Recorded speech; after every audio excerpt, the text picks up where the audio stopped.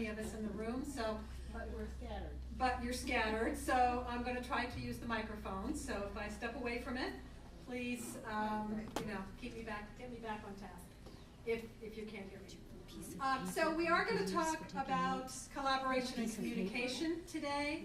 I'm Patricia Infante. I'm part of the CERG staff, so I work for the Central East region. And if you were here earlier for the business meeting, you may have heard me introduce myself and say that, oh, I work in Washington, D.C., and I work in Manhattan and Brooklyn. And you were probably thinking, what's she doing here? Why is Pat here? I also serve all of the districts and all of the region in the areas of faith development. I have been the Faith Development Consultant. I've been doing that work. I'm a credentialed religious educator. I've been doing that work for about 18 years. And I've been doing that work for CERG for about the last 5. I also actually work in the stewardship area, and I'm co-author of a Tapestry of Faith curriculum called Wisdom Path, which is learning about money, talking about money in our life.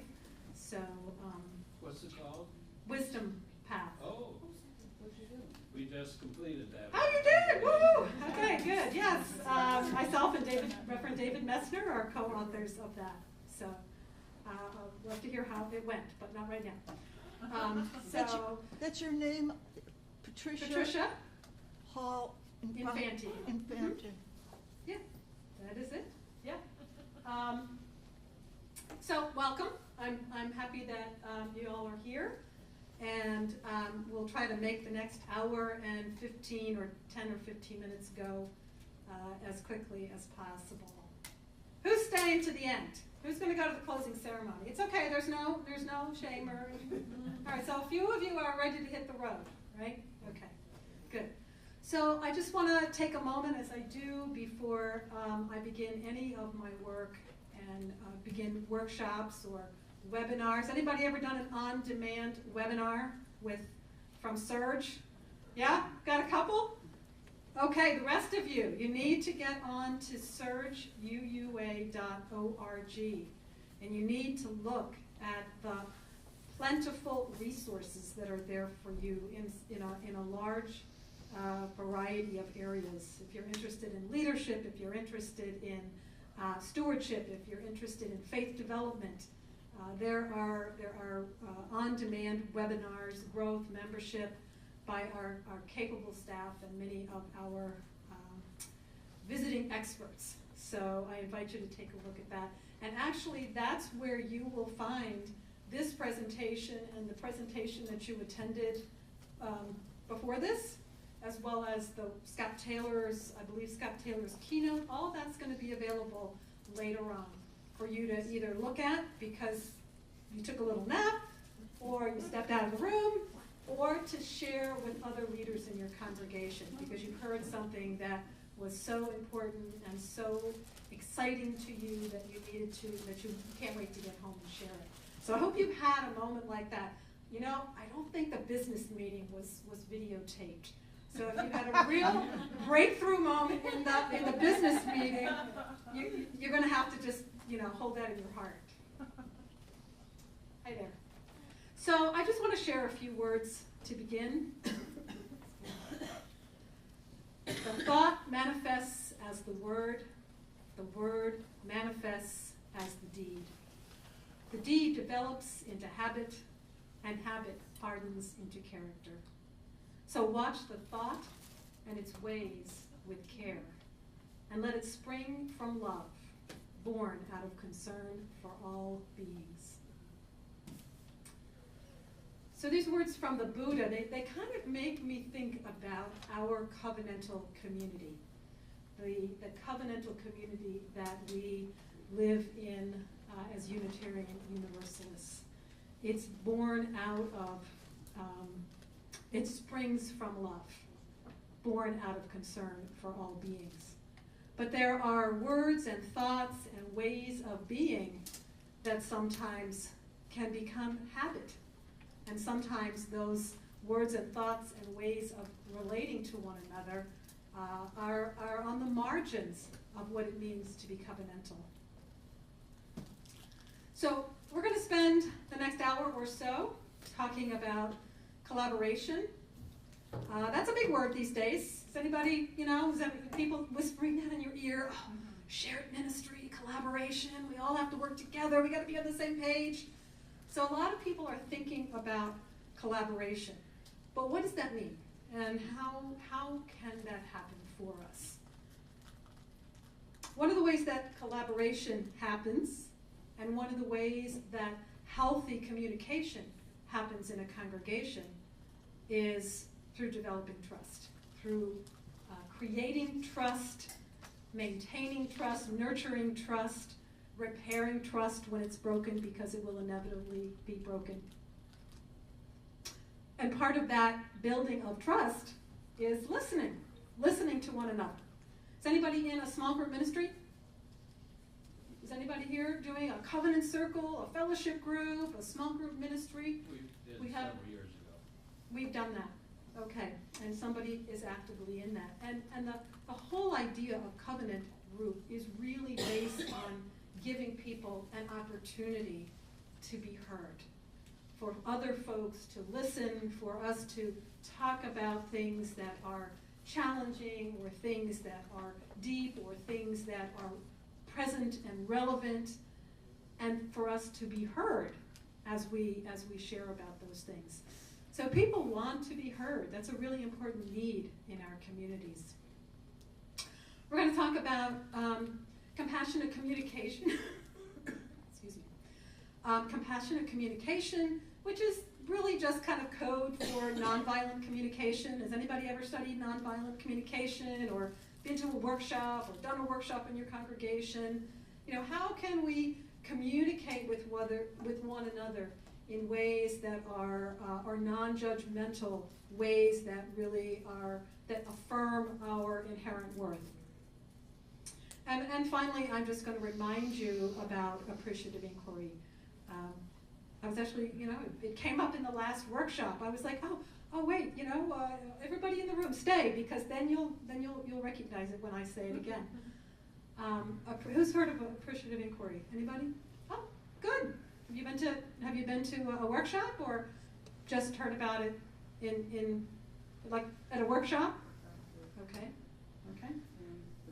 So that's what we're going to do, and you're going to talk to each other a little bit. I'm not going to do all the talking, and I have a couple of little things for you to do during that time. So, excuse me. So, again, this whole idea of collaboration, it's a really big word right now. It comes up a lot in business settings. It's all about collaboration. And sometimes we don't really know how to do that, because it does not necessarily come naturally to us. So this is just one definition. And as you will hear later, I'm sure we all have very different definitions of all of these things. And that's part of the problem and part of the challenge. So this is a definition that I came upon. Collaboration is coming to rely upon each other's expertise with a shared mission-based goal. It calls for shared decision-making based on expertise and experience. And it can happen in a just hierarchical structure of leadership.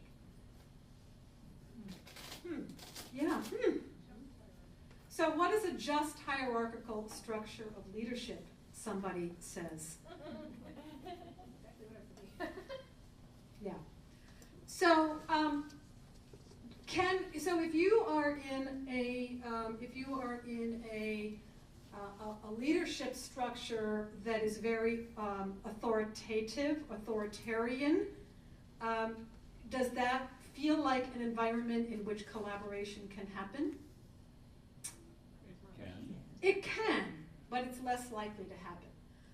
If you are there are certain, sort of definitions of leadership styles. Anybody ever done their leadership style? Did anybody ever done one of those little tests to figure out your leadership style? You should.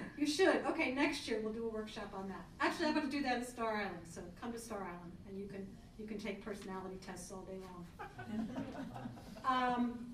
But so one of the leadership styles is called dictator. And so dictator is you know, it's not like, you know, a country in the Caribbean. It's a style of leadership that says that you keep close control and you really, you hold decision-making power, you don't share, you don't delegate, you don't share authority. And that might be a hierarchical structure that is not completely just, that doesn't really represent the needs of the people or the wishes of the people. So there are places where collaboration can happen, but in most of our organizations, most of our faith communities, most of our congregations, the seeds and the bed is there for collaboration to take hold. Collaboration really requires trust. So if I am a religious educator, and I'm working with a minister, and I'm working with a music director, and I'm working with a worship associate to create worship on Sunday morning, for example. And we have a team, and we have a theme for the week. And the minister says, "Hi, Rob." Oh. No, that's not what the minister says. So, you know, the minister says, "Well, this is my idea for how I think the worship should go." And somebody else says, "Oh, wait, I have another idea, or I see it a little bit differently." And maybe the music director says, "Well, you know, it's spring, and I really don't like the theme at all." So like collaboration and our idea of working together is beginning to break down a little bit. And sometimes in a work situation, a staff situation where the trust is already a little bit shaky, or trust has been challenged, or trust has been broken in the past, it's hard for us to sometimes have those conversations that can bring us to a place where we can say, "Yeah, I love your idea," or "I'm really open to doing something different because I really respect and trust that you have you have the vision for the service that is going to work the best." So there has to be this environment of trust. Is that hard for us in our congregations? Wow, I'm seeing heads go, "Yes, yes, yes." Is that the way it should be? No, no, no, no. We're all here for the same reason. We are here for the same work. We all have a different way of doing it. So collaboration, again, is something that you have to build. You have to build this sense of trust. You have to build a working relationship that says, you know, I am willing to let go of what I think is really necessary or really important, because there is this greater vision and there is this greater whole. So we really have to have this shared understanding between us. And in congregations, this happens, it's not a supervisor-employee relationship completely. So maybe the DRE works for the minister, so there is some supervisor-employee, but then we have volunteer leaders. So we have these kind of gray, kind of uncertain boundaries in relationships. Who works for who, and who's working and who's volunteer. And so sometimes we don't have a common understanding of who should be making decisions, who holds the vision, who is the one who says, "This is what we're going to do," for whatever the project might be or whatever the decision that's before us. So in order to really collaborate, we have to have common understanding. Where does that common understanding come from? Sometimes. Any thoughts? Communication. Maybe sometimes you write a covenant together. Sometimes we have a covenant. Perfect. We do. Sometimes we have a covenant. Covenant is that thing that kind of keeps us in a circle, that keeps us keeps us in relationship, and we use the term right relationship. Something else that might help us create Shared goal. shared goal. shared goal, and I was just about to use the word mission. I know people don't like that word, mission. But that's a shared understanding of why we're here, a shared understanding of where we're going, our vision. So collaboration is something that can be grown and nurtured in a congregation. And there's a couple of ways that we do that. One is that we are curious. We are curious about one another. We learn together, like you're doing here. So groups of leaders come together, they come to workshops. Boards go have retreats and spend time maybe studying, doing a common read around a leadership book of some kind. Has anybody ever read Serving with Grace? Wonderful, wonderful, thin, skinny little book. You can do it!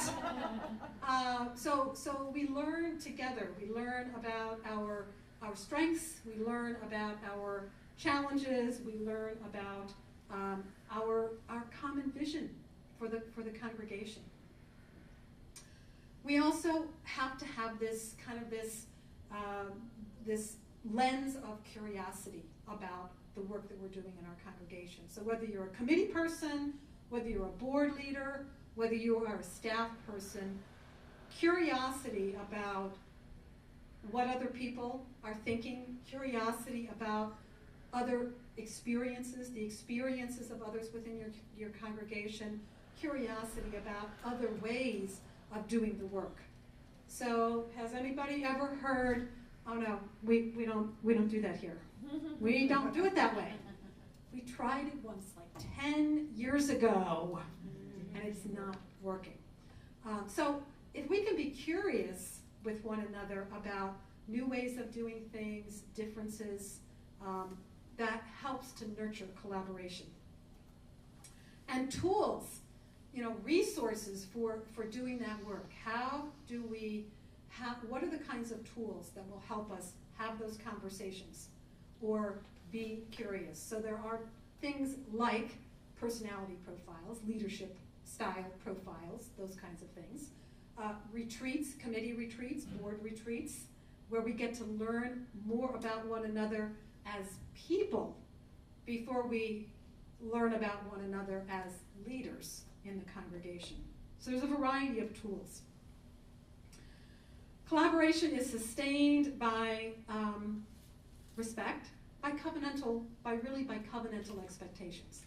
So when we say covenantal expectations, we're talking about things like mutual accountability.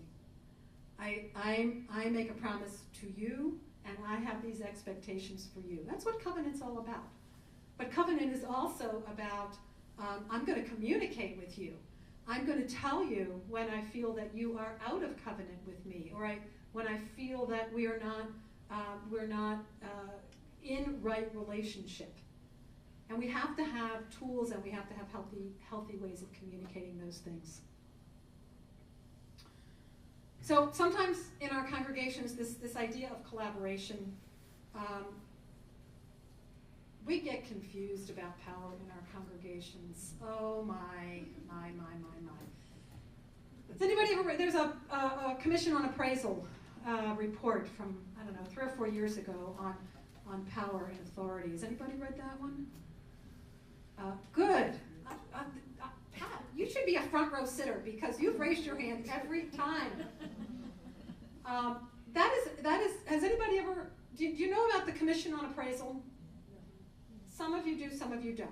So Commission on Appraisal is this group, and it's, you're nominated by the Unitarian Universalist Association. It's a commission that gathers with voices from across the denomination. There's a theme, and they do research over a period of years, and then they issue a report. And they look deeply at issues that are important to all of the congregations within our denomination. Now, I understand that the Commission on Appraisal, they may be either going out of business or changing the way they do business, but this is the way it has been. And so several years ago, there was a Commission on Appraisal book, and I think it's about 100 pages long.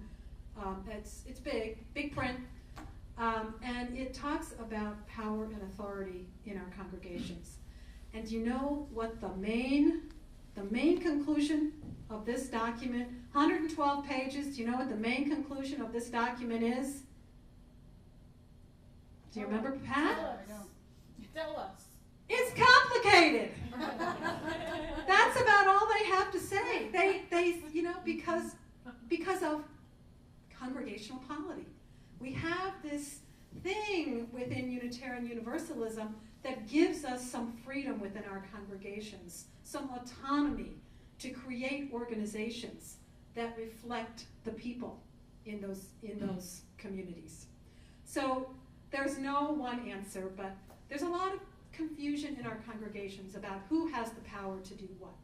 Is that the minister's decision, or is that the board, or is that the congregation? And so we have these conversations about power, and sometimes there are unhealthy power differentials, and that kind of goes back to that dictator style of leadership that I mentioned.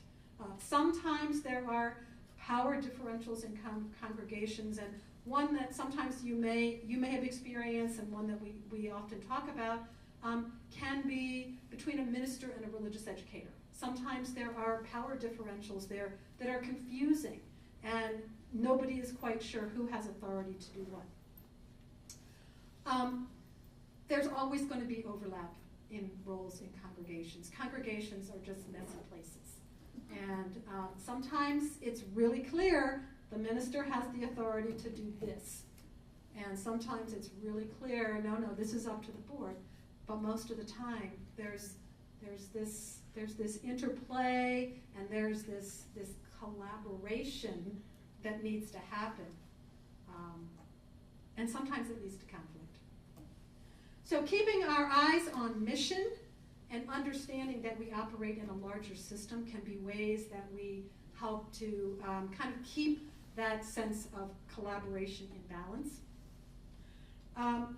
Keeping in mind as leaders in a congregation that we are accountable to something larger, however we define that, whether that something larger is a spiritual something larger, or whether that something larger is the community, the congregation, the covenanted congregation, or whether it is the neighborhood and the community that we live in.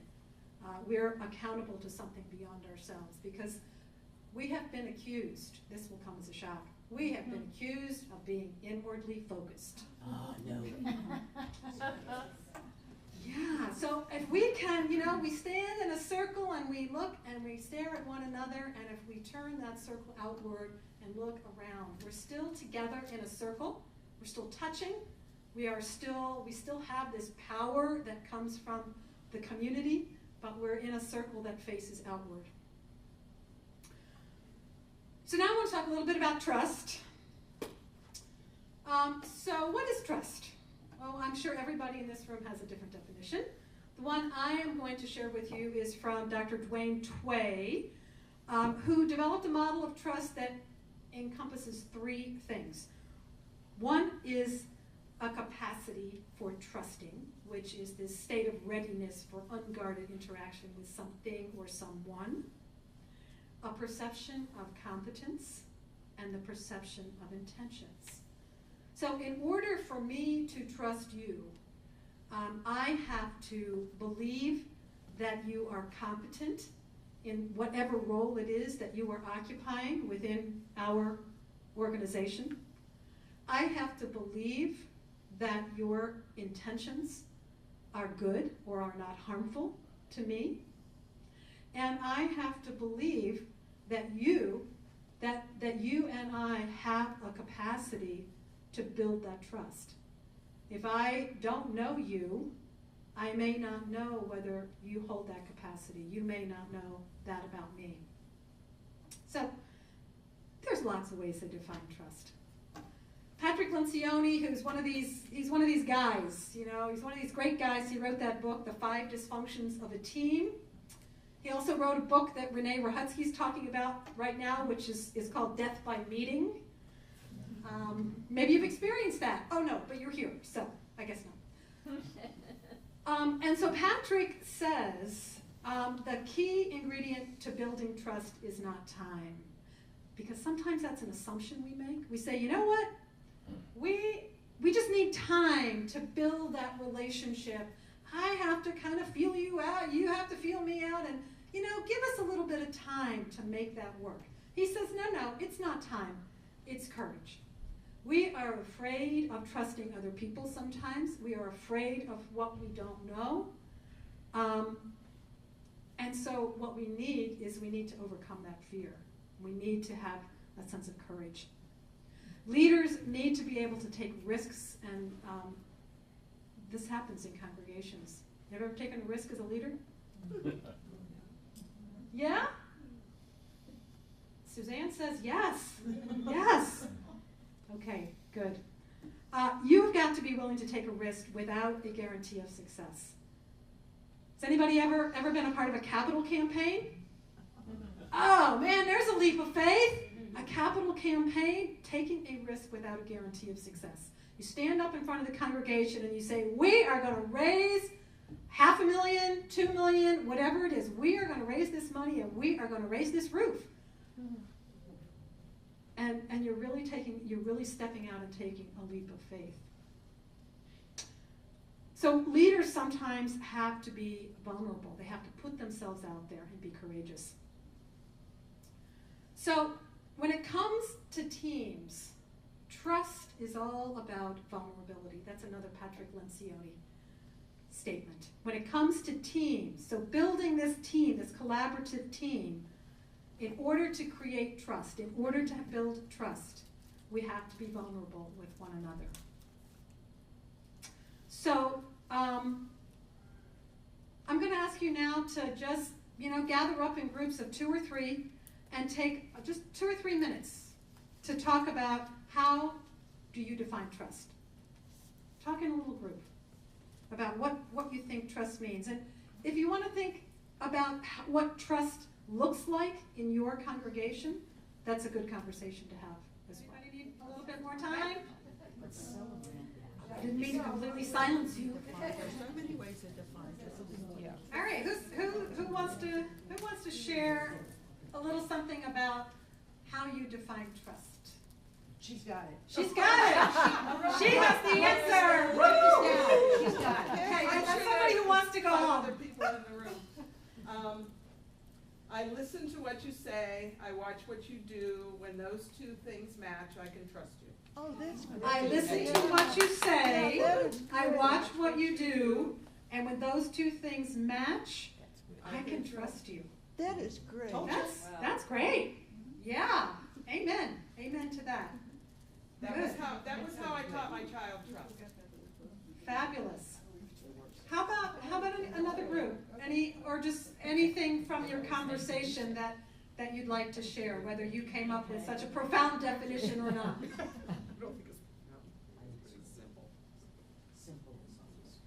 You guys like that one, huh? Did somebody write that down? I don't have a newsprint in here. You guys have something? I liked what Jan said in our group, that it's trying to figure out if trust is something you just decide to give because of intellectual things that you've thought through, or if it's really just from the heart. It has to come. It has to be. Yeah, so is trust about sort of that intellectual process, a thought process, or is it a heart process? I'm repeating it for the video. Okay, does that capture it? Yeah, when, like you said, you're going to have to trust me on this, someone says to you, and you're thinking, well, do I have to decide to trust you, or I have to feel trust for you? Like those, Yeah, and there are different terms out there. Leap of faith, really, there's a kind of I think we associate that with really something that is a little bit unknown. It's definitely not a sure thing. There's no guarantee there. Actions speak louder than words. Actions speak louder than words. Blind trust. Blind trust. That's kind of an icky one, isn't it? Yeah, you kind of wonder about blind trust. Yes? There's a piece of trust that you have to trust yourself too, because I'm thinking of what you said. You're going to have to trust me on this, someone says to you, and what you're really saying if you say, okay, I trust you, is I can trust myself that if they're not trustworthy, I know how to deal with that. I can move past that break in the trust. Great. Great. Was everybody able to hear that without the microphone? Any other thoughts about trust? So there is a second question here, which you know we're not going to spend some time on, but it's something to maybe write down and to think about and to take with you and meditate on that long ride home, because I know this will be the only thing you have to think about. What do our faith communities do? How do we create or how are we a holding space for people to trust one another? How do we create that in faith community? So as I said, we're not going to have a group conversation around that. But it's a good question. It's a good question to think about, and to think about it specifically in your own context. What do we do at East Cupcake UU Fellowship to create a trusting environment? And sometimes we do it, you know, by document, death by document. We do it by covenant. We do it with our bylaws. We do it with boundaries that we set for people. And other times there's a culture and there's a feeling, and there's just something in the water in a congregation that you can sense and feel that there's a sense of trust. Yes? We went through a period in our congregation where trust was lost. And one of the things that we felt is playing a big role in bringing us back together again is really going by the bylaws. It's really, you know, so that you don't feel like one person is getting this and that person is getting, you know, just kind of sticking to the bylaws. So there was a loss of trust, and they have used their foundational document, their bylaws, to help rebuild that trust. And so the bylaws are just providing kind of a framework for us to stand on as we rebuild the relationships. Consistency. Yeah, good. Sana Pat had Well, a hand up. I think the welcoming culture of the congregation has something to do with this. That if you're putting yourself at risk as a congregation that already has its familial boundaries, to welcome others in and to say, let's see what happens here. Let's try to work with this. Oh, that's great. So if we embrace the idea of congregational hospitality, and we welcome strangers, we welcome outsiders into our community, because, hey, it's ours, right? And we have just made it just the way we like it, and now all of a sudden there's all these new people coming. And that is a risk that we're putting ourselves out there for the good of others, so those people can find Unitarian Universalism, kind of like what Karen was talking about this morning. For the good of all of us. For the good of all. Yeah, great, excellent, thank you. Any other last thoughts on that? We're going to move on now to listening. Oh, we talk about listening. We had a couple of people who were involved in small group ministries, and small group ministries are about listening to one another. You ever have a cottage meeting or an annual meeting, and we listen to one another and we hear what one another are thinking about some issue that is before the congregation? Have you guys ever had a listening circle or a listening kind of event? Yes? No? Not in that setting. No. Not in that kind of a setting? Some congregations use listening circles, perhaps when they're working through a time of broken trust, or if they're dealing with a big decision. Maybe there's issues around, we need a new roof.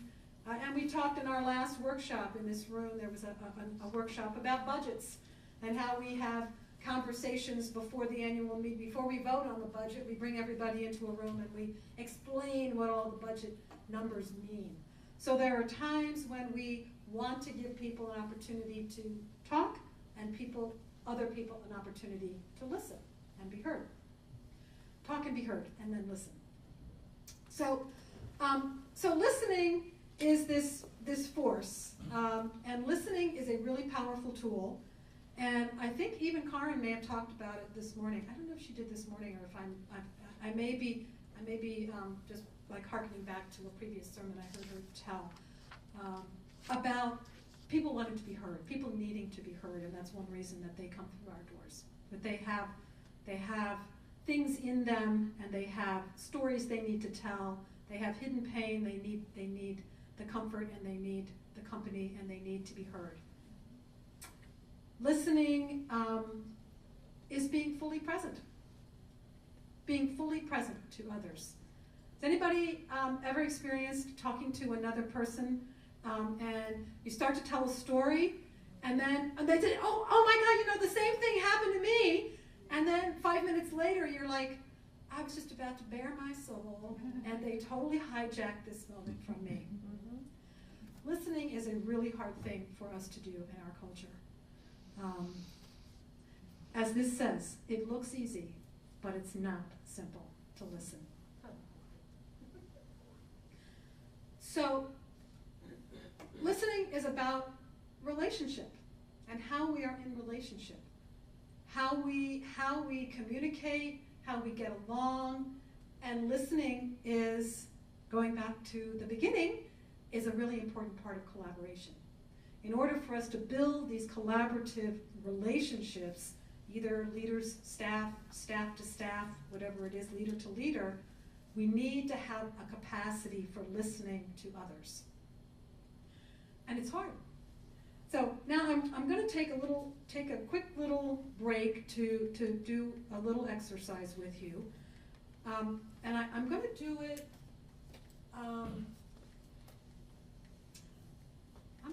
it, with, whoops, sorry. How many people are over here? So we have 4, 7, 8, 9, 10, 11, 12, 4. So we have a few more people on this side of the room. Okay. So I'm going to give you, anybody ever played the game of telephone? Yeah. Okay, we're going to play telephone. We are going to play telephone, and I'm going to give this group something to say. The first person is going to say it, and the first person is going to say it to the next person, and we're going to go all the way down the line. Not passing the card, just saying it out loud. And so the job of everybody else besides Pat is to listen. And then when we get to the end, who's all the way off in the far northeastern corner there? Who's that? Scarlett. Scarlett! Ah, Scarlett. So Scarlett will be the one who will tell us what is on the card. Okay? It's like magic. We're going to see if it works. Are we whispering, or are we saying this out loud? Oh no, we're going to whisper this. Because we don't want to give it away. We don't want to give the secret away. Okay? Okay? And if you have a little bit of a hearing thing, I have a little bit of a hearing loss. So if you've got a little hearing thing, just kind of telegraph that to the person who's speaking to you. Say, here, this ear, or speak up a little bit. Okay? So we'll try to be really respectful of one another in that way. I'm going to start with Pat, and we'll see what happens. All right, Scarlett, what did we say? Listening may look easy, but it's not simple. Pretty close. Pretty close. Listening looks easy. We only added one word to that. Okay.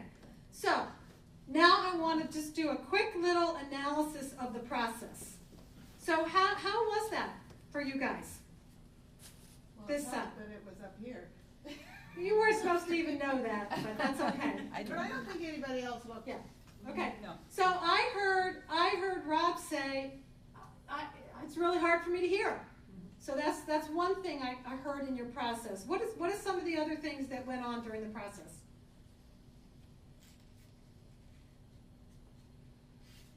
Everybody else heard?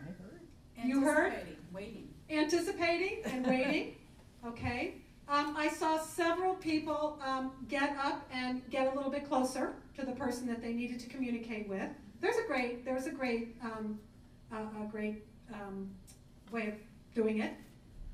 Anything else anybody over here observed about the process? I noticed, I think Rob, he acknowledged that he got it.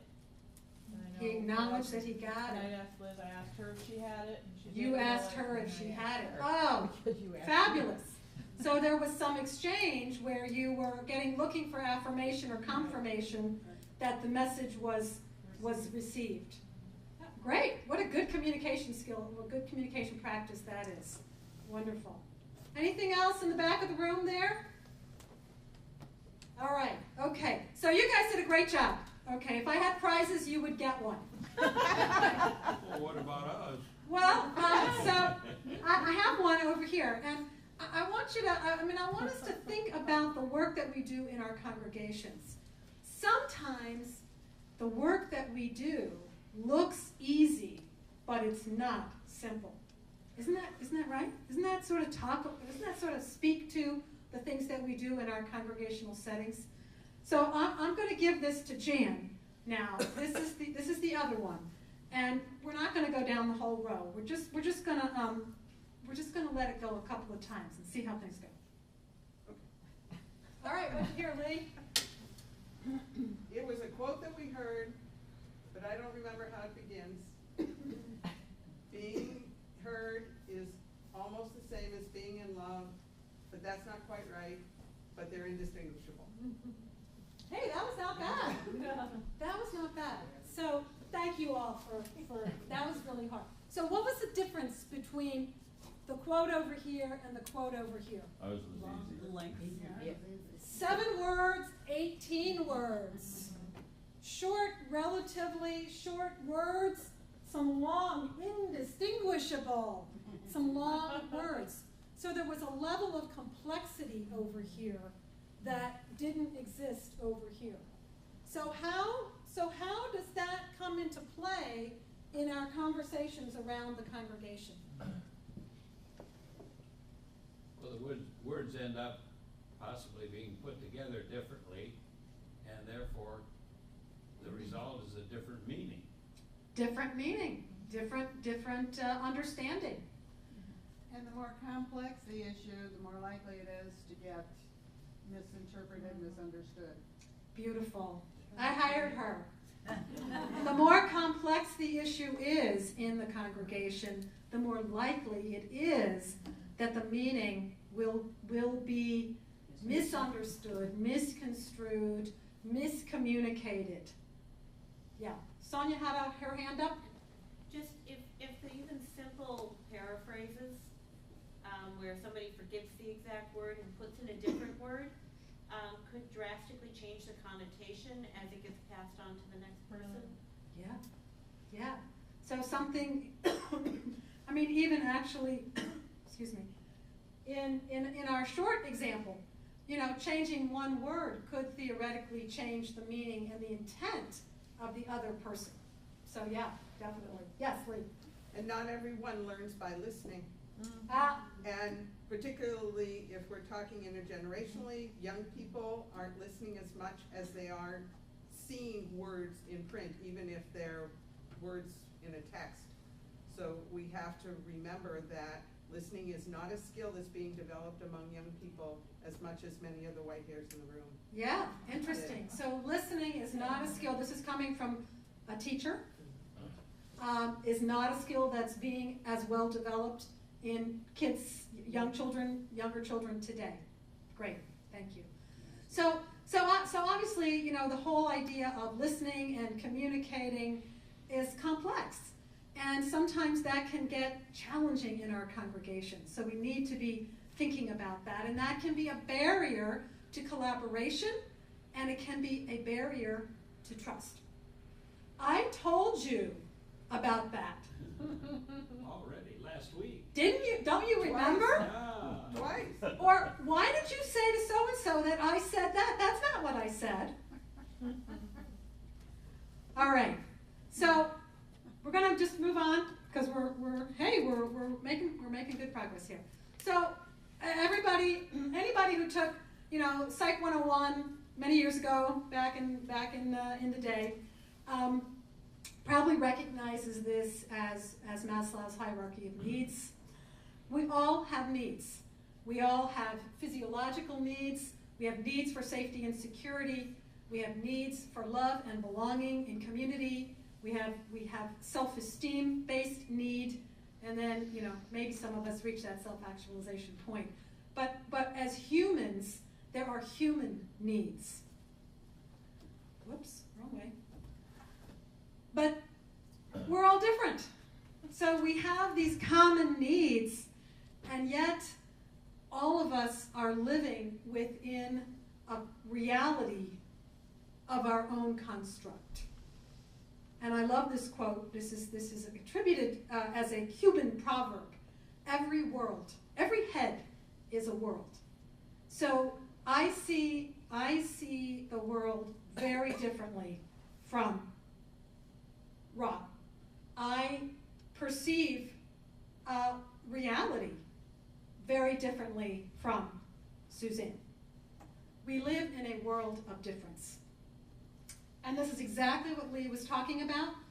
Not only are we in this place where we kind of construct reality out of our own experience, our own ability to hear and interpret, but we also have different strengths as human beings and as people.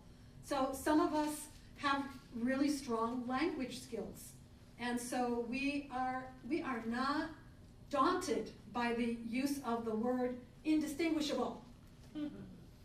Some of us have a really high numerical, logical, mathematical kind of intelligence, and so our language intelligence may not be as high as our mathematical. A spatial intelligence, so touching, perceiving graphic images that we get a lot, we understand graphic images maybe in a different way than we understand verbal images. And finally, the kinesthetic intelligence, which is, sort of that whole body expression and being able to, and experiencing the world through the movement of our body. So there's lots of different ways that we all operate in the world. So we have our heads that, see world, or watch it, making our own film, and then we understand the world through a different set of intelligences. And then there's this whole idea of culture layered on top. So every time we're engaged in a conversation with another person, all of these things are coming into play. How is it that we actually ever do communicate with one another? When you see all of these things, that's the question that sometimes comes to mind. I remember one time I had conjunctivitis in my eye, and I had been having conjunctivitis over and over and over again. And I said to the doctor, I said, why do I keep getting conjunctivitis? And he said, it's not why do you keep getting conjunctivitis, it's why don't you get everything else that's out there. And so sometimes when we are talking to people, it's however do we communicate with people when we see the world so very differently. So I love this iceberg. So the iceberg basically is that there are these things that we know and we understand about a person, and we think, hey, I know that person pretty well. But in fact, the only thing that we really know about that person is the thing that we see, or the thing that we experience directly. And there's a whole lot more to that person below the surface. And this visual image is really important in our intercultural work. So we talk about being multicultural congregations.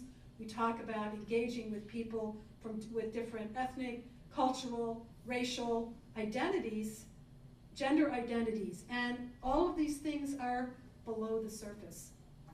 So sometimes the question is, how do we ever manage to communicate with one another? Another layer in communicating is this idea of assumptions. We make assumptions about people. Have you ever done that? Mm-hmm. Yeah, I've done that. I make assumptions about people. You make, what kind of assumptions do you make? Assumptions about people's racial identity by looking at the color of their skin. You make assumptions about people's gender identity by looking at how they are presenting. You may make assumptions about someone's socioeconomic identity based on, I'm carrying a Coach bag, or I'm dripping with gold, whatever it is, or I'm dressed, I'm dressed in very simple clothing. So we make a lot of assumptions about other people, and you stack that up next to the iceberg, to the cultural iceberg, and there's a whole lot of things that we don't know about people, and then we make assumptions on top of it. Well, the assumptions interfere too. Assumptions definitely interfere. Absolutely. Yes. Yeah. Any other thoughts about assumptions, or any stories about assumptions that went awry? Assumptions that went awry. I have a very fun one. We have a lovely, tall, striking, gorgeous black woman in our congregation. And when we had a conversation around race, she said it always amuses her because she's gotten comfortable and gone to a place of amusement rather than offense. She said, when people call me African American thinking that they're being polite when I am neither. She said, I am British and Jamaican. And so, while people might assume that the polite thing to do would be to use the more in vogue African American rather than black or some other descriptor of her racial identity, for her she was always amused at how much assumption went into that term. Interesting. Yeah, that's a good one. So, a tall African American, somebody who was called Tall African American, black a tall woman with dark skin was so. Somebody said, "Are you African American?" And she said, "No, I'm British Jamaican." And so there was an assumption there. Yes. We had a doctor in Charleston, West Virginia, that came from Persia, Iran, and he was brought to Charleston by another Far Eastern physician who just assumed because he came from Iran he was Muslim. Ah, And okay. he was Jewish. Okay. Okay. And Interesting. created some real problems. Yeah, so sometimes those assumptions really do create problems for us. Absolutely. And we make assumptions about so many things. We make assumptions about families, about the makeup of a family. We make assumptions about sexuality. We make assumptions about how smart someone is. Those kinds of things. So all of that can get in the way of communicating. And so when we think about what are some really good practices for trying to communicate effectively, but also communicating compassionately, has anybody ever studied nonviolent communication? So these are the regular kind of NVC as it's known, OFNR.